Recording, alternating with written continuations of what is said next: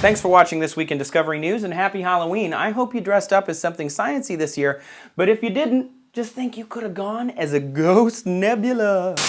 Hi kids, this is a project that you can do at home. All you need is some cosmic dust, some gas molecules, the constellation Cepheus, a giant telescope, a glue stick, and don't forget, parental supervision.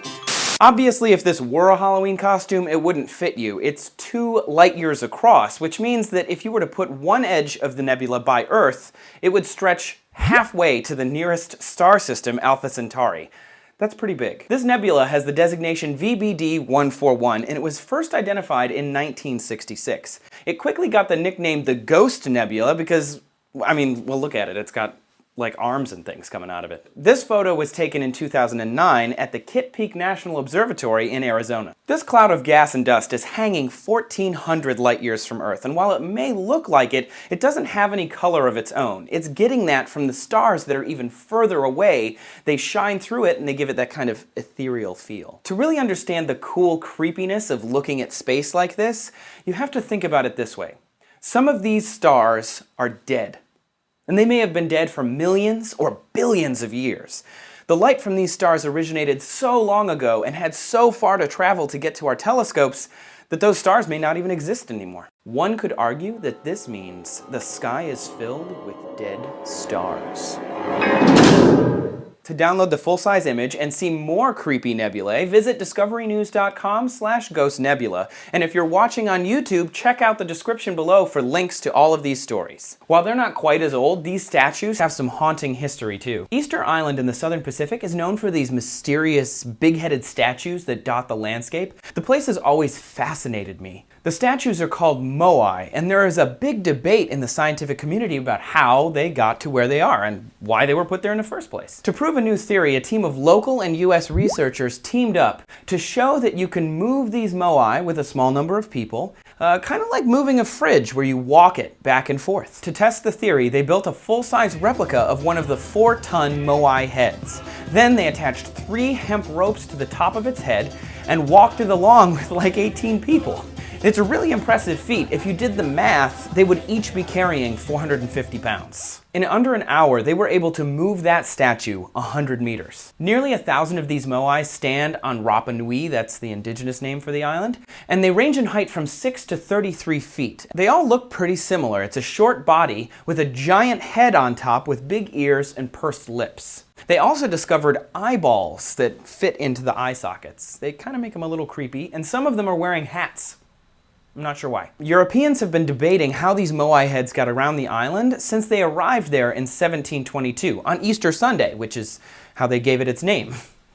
Europeans are so good at naming things. I shall call this New England. This is a New Spain. This is a New France. We're gonna call this New Amsterdam. No, it ain't. This is New York. Oh. To learn more about how the islanders moved their moai, walk over to discoverynews.com/walking statues. These statues might be able to walk around, but one statue had to stand and weather a storm this week. This week, people were turning to social media to find images of what was happening in one of our greatest cities as it was being devastated by Hurricane Sandy. And while they were finding a lot of photos, not all of them were real. Now, before you grab your mouse and try and find this photo so you can share it with your 27 Twitter followers, hold up. It's fake. It's a combination of a photo of the Statue of Liberty and a photo of a Nebraskan supercell. And I don't know about you, but I'm pretty sure that Nebraska's kind of far away from New York. So how are we all duped into believing these fake photos were real? In a word, Photoshop. Photoshop has become so common in our culture that now it's a verb. We can Photoshop something, and we kind of expect it. Here's another Photoshopped image. Obviously this was meant to be a news report, but it's actually a wallpaper available online from the movie Day After Tomorrow. And it kind of looks like this real photo.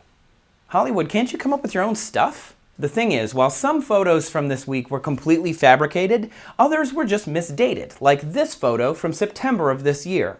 These soldiers are guarding the Tomb of the Unknowns in Arlington Cemetery just outside of Washington, D.C. And they're there every day, no matter if terrorist attack or inclement weather, or if they have to pee or something. They're always there.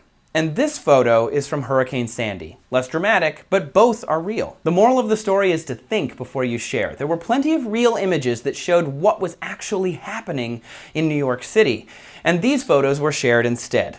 What's better, to be the person who raises your hand first, or to be the person who raises your hand with the right answer?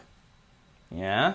If you want to see bigger versions of the fake photos and see more real ones, visit discoverynews.com/fakesandyphotos. So that's all. Thanks for watching This Week in Discovery News. Make sure that you're liking us on Facebook, you're following us on Twitter, and that you check out our Tumblr. You can also subscribe to our Discovery newsletter and get headlines in your inbox every morning. Links to all of these and subscription options are at discoverynews.com, or if you're on YouTube, check out the description below. Keep commenting and tweeting. I see them all. Have a great week. We'll catch you next time. Welcome to New Amsterdam, everybody. One could argue we shall call this New France. Hey kids, we're gonna call this New Amsterdam. 1722, not 1822. I can't do a Dutch accent. Live on Mackinac Island.